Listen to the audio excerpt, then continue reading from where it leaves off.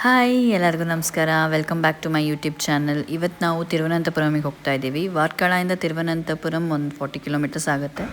So ನಾವು T ಮಾಡ್ಕೊಂಡು ಹೋಗ್ತಾ ಇದ್ದೀವಿ ಬಿಕಾಸ್ ಅಲ್ಲಿಂದ ಜಟಾಯುಗೆ ಹೋಗಬೇಕು. ಕಾಸ್ಟ್ ಎಲ್ಲ ಒಂದೇ ಆಗ್ತಿತ್ತು ಬೈಕಿಗೆ ಮತ್ತು ಟಿಗೆ. ಸೊ ನಾವು ಜಾಸ್ತಿ ಜನ ಇರೋದ್ರಿಂದ ಅಲ್ಲಿಗೆ ಹೋಗಬೇಕಾದ್ರೆ ಯಾವಾಗಲೂ ಟ್ರೆಡಿಷ್ನಲ್ ಅಟೈರ್ ಒಳಗೆ ಹೋಗಬೇಕು. ಪ್ಯಾಂಟು ಶರ್ಟು ಅವ್ರು ಚೂಡಿದಾರು ಅಲೋ ಮಾಡೋದಿಲ್ಲ.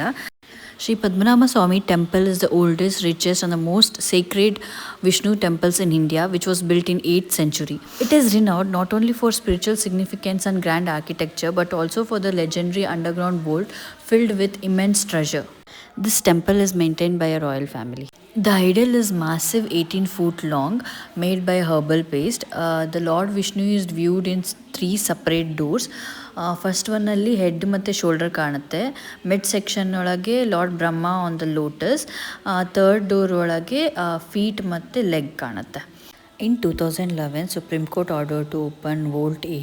ವೋಲ್ಟ್ ಎ ಅಲ್ಲಿ gold coins, diamonds, ornaments worth billions of dollars ಸಿಕ್ತು. And vault B still remains unopen due to religious belief and it is guarded by Nagabandham. It is considered to be mysterious and scared. Volt C-F open ಮಾಡಿ inspect ಮಾಡಿದ್ದಾರೆ. ಅದರೊಳಗೆ temple materials, utensils and items used in rituals ಸಿಕ್ಕಿದೆ. ನಾವು south ಗೇಟಿಂದ entry ಆದ್ವಿ. Phone ಏನು hello ಇರಲಿಲ್ಲ, so ಅಲ್ಲೇ ಎಲ್ಲ ಲಾಕರಲ್ಲಿ ಇಟ್ಟೋಗಿದ್ವಿ. ಸೊ ಟಿಫಿನ್ ಮಾಡೋಕ್ಕಂತ ಬಂದಿದ್ದೀವಿ. ಅಲ್ಲೇ ಟೆಂಪಲ್ ಹತ್ರ ಹೋಟೆಲ್ಲು. ವಾರ್ಕಳೆಯಿಂದ ಬರಬೇಕಾದ್ರೆ ಟಿಫಿನ್ ಮಾಡ್ಕೊಂಡು ಬಂದಿರಲಿಲ್ಲ. ದರ್ಶನ ಆದಮೇಲೆ ಮಾಡೋಣ ಅಂದ್ಕೊಂಡಿದ್ವಿ. Next stop is Jatayu earth centre. So traffic ಏನು ಇರಲಿಲ್ಲ ಅಷ್ಟು, ಬಿಕಾಸ್ ವೀಕೆಂಡ್ ಹೋಗ್ತಾ ಇದ್ವಿ ಅಂದ್ಕೊಂಡು ಟ್ರಾಫಿಕ್ ಇರುತ್ತೆ ಅಂದ್ಕೊಂಡಿದ್ದೆ. ಬಟ್ ಟ್ರಾಫಿಕ್ ಏನಿರಲಿಲ್ಲ. ರೋಡ್ಸು ಚೆನ್ನಾಗಿತ್ತು, ವೆದರು ಚೆನ್ನಾಗಿದೆ. ಸೊ ಕೇಬಲ್ ಕಾರಲ್ಲಿ ಹೋಗೋಕ್ಕೆ ಈಸಿ ಆಗುತ್ತೆ ವೆದರ್ ಚೆನ್ನಾಗಿರೋದ್ರಿಂದ.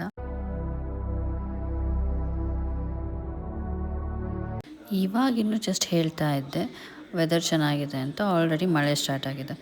ಸೊ ಕೇಬಲ್ ಕಾರು ನಿಲ್ಲಿಸಿದ್ದಾರೆ. ಕೇಬಲ್ ಕಾರ್ ಈ ವೆದರಲ್ಲಿ ಹೋಗೋಕ್ಕಾಗಲ್ಲ. ಆ್ಯಂಡ್ ಸ್ಟೆಪ್ಸ್ 800 ಸ್ಟೆಪ್ಸ್ ಇದೆ, ಅದಂತೂ ಹತ್ತಕ್ಕಾಗಲ್ಲ. ಸೊ ವೆಯ್ಟ್ ಮಾಡ್ತಾ ಇದ್ದೀವಿ. ಸ್ಟಾರ್ಟ್ ಆಗುತ್ತೆ ಅಂತ ಹೇಳ್ತಾ ಇದ್ದಾರೆ ಮಳೆ ನಿಂತ ಮೇಲೆ.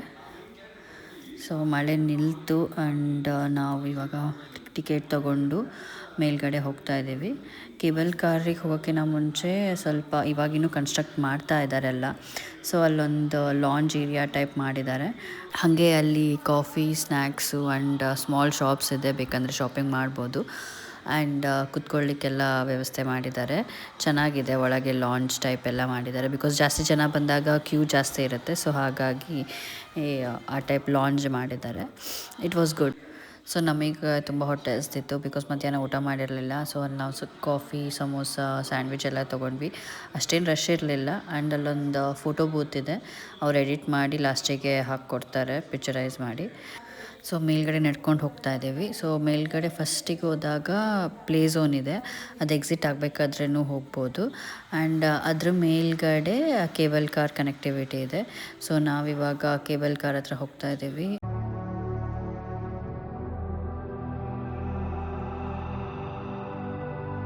This is cable car. ಬರ್ತಾ ಇದೆ. ತುಂಬ ನಿಧಾನ. ಅಷ್ಟು ಫಾಸ್ಟ್ ಎಲ್ಲ ಹೋಗೋದೇ ಇಲ್ಲ, ಆರಾಮಾಗಿ ಹೋಗುತ್ತೆ. But it will be fun. ಮಳೆ ಬರ್ತಾ ಇದೆ. ವ್ಯೂ ಹೆಂಗಿರುತ್ತೆ I don't think so view ಕಾಣುತ್ತೆ. ಆ್ಯಂಡ್ ಕೇಬಲ್ ಕಾರ್ ಗ್ಲಾಸ್ ಎಲ್ಲ ನೋಡಿದರೆ ಫುಲ್ ಬ್ಲರ್ ಇದೆ. ಸೊ ಏನು ವ್ಯೂ ಕಾಣಲ್ಲ ಅನಿಸುತ್ತೆ. ನೋಡೋಣ.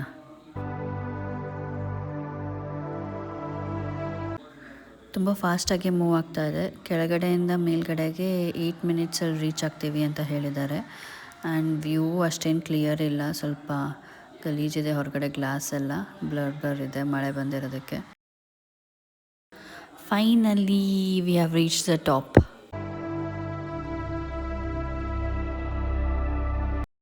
ವ್ಯೂ ಮಾತ್ರ ಸಖತ್ತಾಗಿದೆ, ತುಂಬ ಚೆನ್ನಾಗಿದೆ ವ್ಯೂ. ಸೊ ಕೇಬಲ್ ಕಾರ್ ಕೆಳಗೆ ಹೋಗ್ತಾ ಇದೆ. And this is the view. ರಾಮಾಯಣದ ಪ್ರಕಾರ the divine vulture Jatayu bravely attempts to protect Sita from Ravana. ಆವಾಗ ರಾವಣ ಬಾಣದಿಂದ ಜಟಾಯು ರೆಕ್ಕೆನ ಹೊಡಿತಾನೆ. ಆವಾಗ ಜಟಾಯು ಬಂದು ಈ ಪೀಕ್ ರಾಕ್ ಮೇಲೆ ಬೀಳುತ್ತೆ. ಈ ರಾಕ್ ಇರೋದು ಚಡಾಯ ಮಂಗಲಮ್ಮಲ್ಲಿ. ಅದು ಆವಾಗ ಜಟಾಯು ಮಂಗಲಂ ಆಯಿತು. ಇವಾಗ ಜಟಾಯು ಪರ ಅಂತ ಕರೀತಾರೆ. ಅವರ Jatayu rock.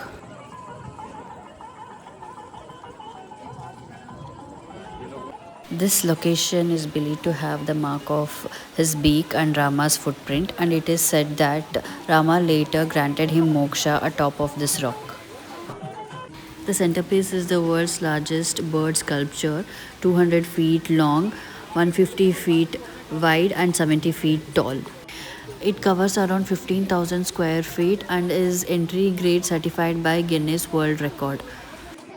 Inside a sculpture, there is a multimedia 6D theatre, museum, cultural center and Rama temple. ಇನ್ನು ಕನ್ಸ್ಟ್ರಕ್ಷನ್ ನಡೀತಾ ಇದೆ, ಒಳಗೆ ಯಾರನ್ನೂ ಬಿಡ್ತಾ ಇಲ್ಲ.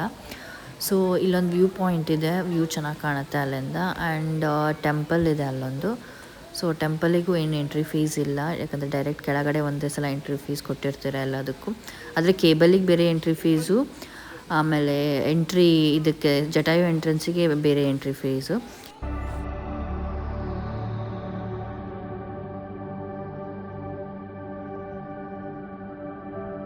ಈ ಜಟಾಯು ರಾಮ ಟೆಂಪಲ್ ಟ್ರಸ್ಟಿಂದ ಮಾಡಿರೋದು. ವ್ಯೂ ಮಾತ್ರ ಸಖತ್ತಾಗಿದೆ. ಟೆಂಪಲ್ ಕನ್ಸ್ಟ್ರಕ್ಷನ್ನು ಚೆನ್ನಾಗಿ ಮಾಡಿದ್ದಾರೆ, ತುಂಬ ಚೆನ್ನಾಗಿ ಮಾಡಿದ್ದಾರೆ. This sculpture is designed over a decade by Rajiv Anchal. The statue is a tribute to Jatayu heroism and symbolism of women honor and protection.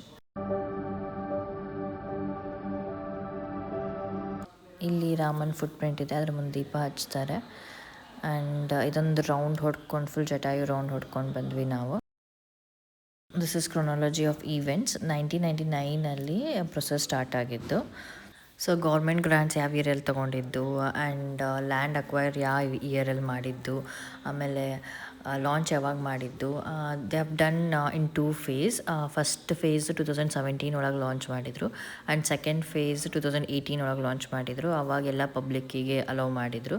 So ಈ ಟೈಪ್ ಕ್ರೊನಾಲಜಿ ಆಫ್ ಈವೆಂಟ್ಸ್ ಎಲ್ಲ ಬರ್ತಿದ್ದಾರೆ ಅಲ್ಲಿ. ನನ್ನ ಫ್ರೆಂಡಲ್ಲಿ ಸ್ಟೋರಿನ ನರೇಟ್ ಮಾಡ್ತಿದ್ದಾನೆ, ಬನ್ನಿ ಕೇಳಿಸ್ಕೊಳ್ಳೋಣ.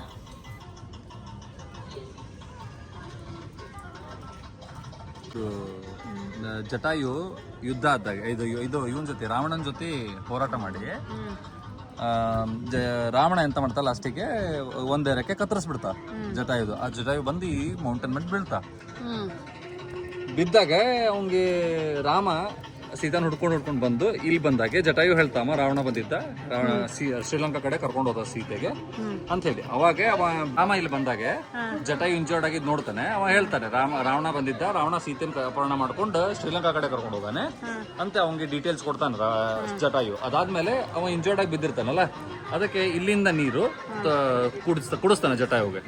ಅದಕ್ಕೆ ಅವಾಗ ಮತ್ತೆ ಅದಕ್ಕೋಸ್ಕರ ಆ ನೀರು ಇವತ್ತಿನವರೆಗೂ ಗೊತ್ತಿಲ್ಲ, ಈ ಕಂಟಿನ್ಯೂಸ್ ಯಾವಾಗಲೂ ಇರ್ತದೆ. ನಾವು ಇವಾಗ ಮೇಲ್ಗಡೆ ಎಲ್ಲ ಮುಗಿಸ್ಕೊಂಡು ಕೆಳಗಡೆ ಪ್ಲೇ ಝೋನಿಗೆ ಬಂದ್ವಿ. ನಮ್ಮ ಹುಡುಗರೆಲ್ಲ ಆಟ ಆಡ್ತೀನಿ ಅಂತಂದು ಹೋದರು. ಸೊ ನಾನು ಒಂದು ಏನಾದ್ರು ಶಾಪಿಂಗ್ ಮಾಡೋಣ ಅಂತ ಅಂದ್ಕೊಂಡೆ. ಸೊ ನೆನಪಿಗೋಸ್ಕರ ಏನಾದರೂ ಒಂದು ಫ್ರಿಡ್ಜ್ ಮ್ಯಾಗ್ನೆಟಾರು ಆಗಲಿ, ಏನಾದರೂ ಶೋ ಪೀಸಾರು ಆಗಲಿ ಅಂತ. ಸೊ ಇದೊಂದು ಅಂಗಡಿ ಕಾಣ್ತು ನನಗೆ. ಸೊ ಅದರಲ್ಲಿ ನಾನು ಇದು ತೊಗೊಂಡೆ, ಏನದು ಆನೆ ಮೇಲೆ ಹಾಕ್ತಾರಲ್ಲ ಆ ಟೈಪಿಂದ ಒಂದು ತೊಗೊಂಡೆ. ಆ್ಯಂಡ್ ನಾನು ವಾಪಸ್ ಬಂದು ನೋಡಿದ್ರೂ ಇವ್ರದ್ದೇನೂ ಆಟ ಮುಗ್ದಿರಲಿಲ್ಲ. 3 ಜನ ಆಟ ಆಡಿದರು, ಒಬ್ಬರು ಗೆಲ್ಲಿಲ್ಲ. ಅದೇನು ವಾಪಸ್ ಬರ್ತಿತ್ತು ರಿಟರ್ನ್ ಹಾಗೆ ಬೌನ್ಸ್ ಆಗಿ. ಸುಮ್ಮನೆ ಇದೆಲ್ಲ ಸ್ಕ್ಯಾಮ್ ಅವ್ರದ್ದಷ್ಟೇ.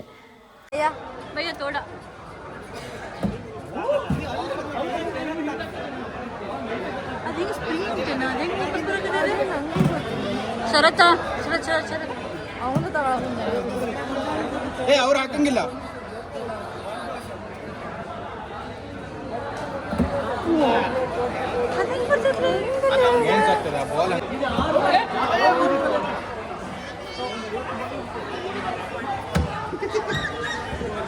ವಾಪಸ್ ಹೋಗ್ತಾ ಇದ್ದೀವಿ ಇವಾಗ ಬ್ಯಾಕ್ ಟು ವಾರ್ಕಳ.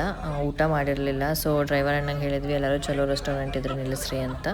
ಸೊ ಅವ್ರು ವಾರ್ಕಳದಲ್ಲೇ ಚೆನ್ನಾಗಿದೆ ಅಂತ ಡೈರೆಕ್ಟ್ ವಾರ್ಕಳಗೆ ಕರ್ಕೊಂಡು ಬಂದರು. ಅಲ್ಲಿ ಯಾಕಂದರೆ ಆಲ್ಮೋಸ್ಟ್ ಆಡ್ ಟೈಮಿಂಗ್ಸ್ ಇತ್ತು ಊಟ ಮಾಡಲಿಕ್ಕೆ. ಸೊ ಅಲ್ಲೊಂದು ಯಾವುದೋ ಒಂದು ರೆಸ್ಟೋರೆಂಟ್ ಇತ್ತು, ಚೆನ್ನಾಗಿತ್ತು, ಅಲ್ಲಿಗೆ ಹೋದ್ವಿ. So on the way middle ನಾವೊಂದು ಸ್ವಲ್ಪ ಅಂತಾಕ್ಷರಿ ಎಲ್ಲ ಹಾಡ್ಕೊಂಡು ಹೋದ್ವಿ.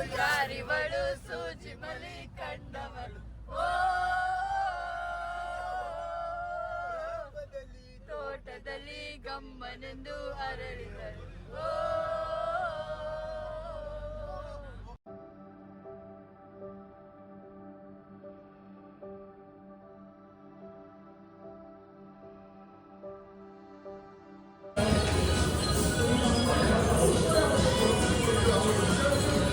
ಬರೀ ಮೊಬೈಲ್ದಾಗ ಇರ್ತಾಳೆ ನೋಡ್ರಿ. ಸಿಕ್ಕಿದೆ ಸ್ವಪ್ನ ಅಂತಂದು. ನನ್ನಷ್ಟು ಕಮ್ಮಿ ಮೊಬೈಲ್ ಯಾರಿಲ್ಲ ಬೇಕಿ ಟ್ರಿಪ್ನಾಗ ಎಲ್ಲರೂ ಮೊಬೈಲ್